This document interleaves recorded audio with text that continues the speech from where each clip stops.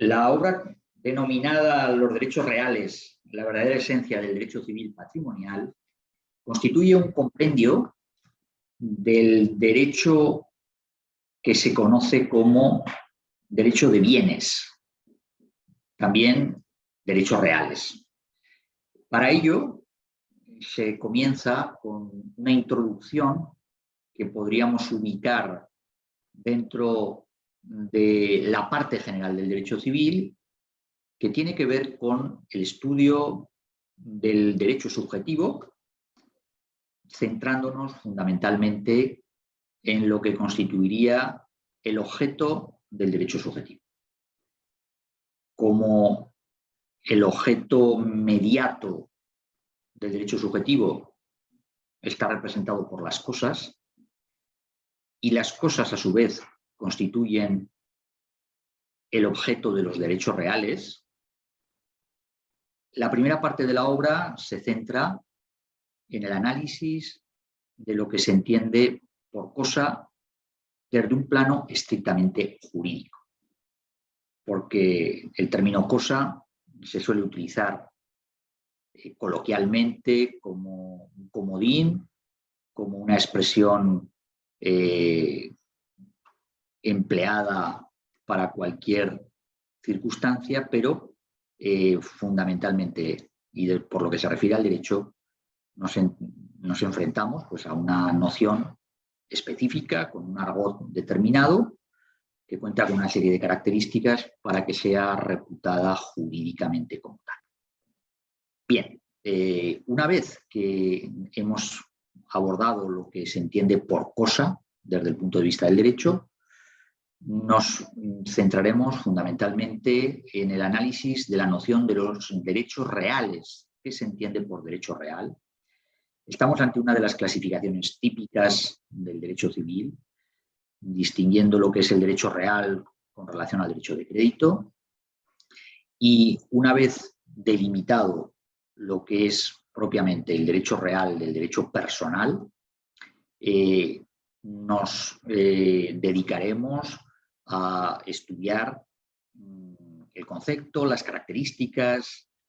qué se entiende históricamente por derecho real, cuál es su origen, cómo lo concibieron los romanos, cómo el derecho intermedio previamente modelado por los rosadores y por los rosadores nos lo pergeñó, nos lo modeló, hasta llegar al tiempo de la codificación, fundamentalmente por la labor de la pandectística alemana. A partir de aquí ya tenemos la base sobre la cual proceder a desarrollar el contenido de la obra. Es decir, los dos pivotes sobre los que gira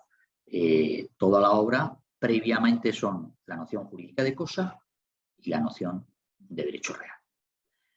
A partir de aquí ya estamos en disposición de estudiar, desarrollar los derechos reales en su toda extensión. Por un lado, comenzaremos por el derecho real provisional, que es la posesión, una situación jurídica, una situación de hecho, pero que sin embargo tiene consecuencias jurídicas. Entablaremos pues un desarrollo de la figura de la posesión, tanto histórico como también conceptual, de sus características principales, para proceder a continuación a desarrollar su estudio jurídico. Sujetos, objeto, efectos con las presunciones que establece el Código Civil, posteriormente también consecuencias jurídicas como consecuencia de las acciones que se puedan interponer para la defensa. Estamos ante una situación provisional porque o bien se convertirá en propiedad por el paso del tiempo o el propietario de la cosa recuperará la misma a través de una acción reivindicatoria. De manera que estamos ante una situación de provisionalidad, interinidad, pero precisamente por esta característica estudiamos el fenómeno posesorio en primer lugar. A continuación, nos dedicaremos a estudiar el derecho real por antonomasia, la propiedad. cuando hablamos de un derecho real, ineludiblemente y en una primera imagen, nos topamos con la idea de propiedad. Por eso dedicaremos a este derecho real la mayor parte de nuestro estudio, porque no solamente la trataremos desde un plano teórico, histórico, conceptual, sino que luego nos centraremos en su régimen jurídico. Es decir, cuál es su forma de adquirir para el propietario, los efectos que ocasiona, las facultades que atribuye. Es el derecho real pleno porque concede más facultades a su titular si lo comparamos con otro tipo de derechos. De manera que, además de abordar cuáles son las facultades que concede, también hablaremos de sus limitaciones, puesto que el hecho de que sea el derecho más pleno no es obstáculo, no es un óbice para que cuente con limitaciones. Y por tanto hablaremos de las limitaciones ya de orden voluntario, porque las partes implicadas así lo establecen, o bien porque la ley así lo señala. Por supuesto que dentro del contenido del derecho de propiedad no podemos olvidar que el propietario goza con una protección jurídica y también se cerrará el estudio de la propiedad con las acciones que se atribuyen al propietario para defender su situación jurídica. No al albur, no como mera elección, sino en función de cuál sea la pretensión que el propietario quiera obtener. Bien recuperar la cosa, bien que se declare su cualidad de propietario, bien negar cualquier carga o gravamen sobre la misma. Es decir, en función de cuál es la pretensión jurídica del propietario, esgrimirá una acción u otra para obtener su objetivo. Por supuesto que la propiedad comprende y representa al derecho real, pero no agota los derechos reales existentes. Por eso, a continuación, después del estudio de la propiedad, abordaremos otros derechos reales, fundamentalmente los derechos reales ilimitados, que como su nombre indica, pues aportan a su titular una serie de facultades, pero que no representan la completitud del derecho de propiedad. Los derechos reales sobre cosa ajena. Fundamentalmente, pues hablaremos de servidumbres, hablaremos de usufructo, uso, habitación, sin olvidar que existe, por ejemplo, otros derechos reales que también se podrían introducir dentro de la categoría de los reales ilimitados, pero que tienen que ver con las garantías y, por tanto, quedarían fuera de nuestro estudio porque las garantías formarían parte del derecho de obligaciones como accesorios de créditos que han de ser cubiertos y que han de ser garantizados. Es cierto que el derecho de propiedad nos presenta una propiedad, por así decirla, ordinaria, pero nos encontramos también con propiedades especiales que exigen un tratamiento jurídico.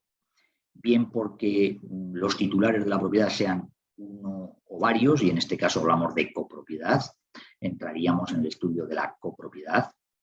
del Código Civil a partir de los artículos 392 y siguientes, pero no olvidemos que hay otro tipo de propiedades especiales que están reguladas en leyes ad hoc, en leyes monográficas, dígase la propiedad horizontal, por apartamentos y también con una ley específica.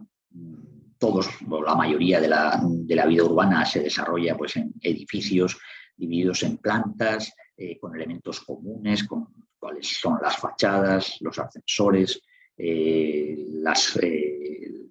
las entradas o las terrazas, si las hubiera, pero por otro lado nos encontramos con los pisos y los locales que son de propiedad privada. También dentro de las propiedades especiales hacemos una referencia pues, al aprovechamiento por turnos en un país como el nuestro que está conectado con el turismo y la posibilidad de realizar pues, estancias en lugares determinados con un régimen jurídico determinado en donde se puede optar a residir durante plazos específicos. Es lo que se conoce como la anterior multipropiedad, si bien la nueva legislación no habla de tal, sino que destierra este término, pero evidentemente es una expresión de la práctica anglosajona del aprovechamiento por tiempo compartido, de los resorts o de las urbanizaciones en lugares turísticos, sean de playa o régimen de montaña. Por eso también serán objeto de tratamiento específico. Sin olvidar las tradicionales propiedades especiales, que quizás tienen un estudio más específico, pues pudiera ser en el derecho mercantil, como es la propiedad industrial, y en lo que se refiere a los derechos de autor, estaríamos hablando pues, de la propiedad intelectual. Todo ello en el elenco de propiedades especiales que constituirían una derivación de lo que es la propiedad, por excelencia la propiedad correspondiente a un solo propietario, regulada en nuestro Código Civil. Bien, después de todo este elenco de derechos reales, posesión, propiedad, propiedades especiales, derechos reales limitados o sobre cosa ajena, cerraría la exposición por su conexión con los derechos reales, pues evidentemente lo que es el derecho registral, por una cuestión de seguridad jurídica, los derechos reales, tanto sobre bienes inmuebles, sobre todo, como también sobre bienes muebles, se pueden registrar para contar con seguridad jurídica, publicidad frente a terceros, y esto nos da pie a cerrar la exposición de esta obra con una referencia al derecho registral, hablando de lo que significa la publicidad inmobiliaria, la figura del registro, el registrador como funcionario que está a cargo de los registros tanto de la propiedad como mercantiles, los principios registrales regulados en la ley hipotecaria, también contemplados en el reglamento hipotecario, y, por supuesto, el procedimiento de inscripción registral, desde la presentación de la documentación en el registro hasta su inscripción definitiva, con la serie de efectos que despliega dicha inscripción, porque una vez que se ha inscrito un bien en el registro, el titular registral cuenta a su favor con una serie de presunciones y se produce una serie de consecuencias jurídicas de las cuales está investido y que le reporta pues, seguridad en el tráfico jurídico. De manera que con todo este desarrollo, tanto teórico como doctrinal, jurisprudencial y sobre todo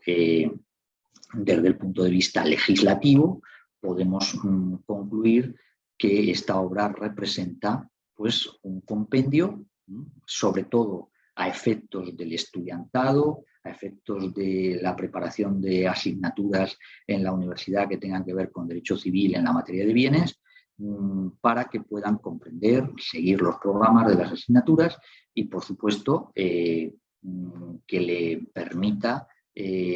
obtener un conocimiento inicial que pueda ser susceptible de desarrollo, complemento y profundización a niveles pues, posteriores al grado, como puede ser pues, un máster o como puede ser un doctorado. Este es el verdadero objetivo de la obra, servir de cara a los alumnos sobre la experiencia obtenida en la docencia diaria y en la investigación durante muchos años, tanto en el extranjero como también en España. Nada más. Muchas gracias.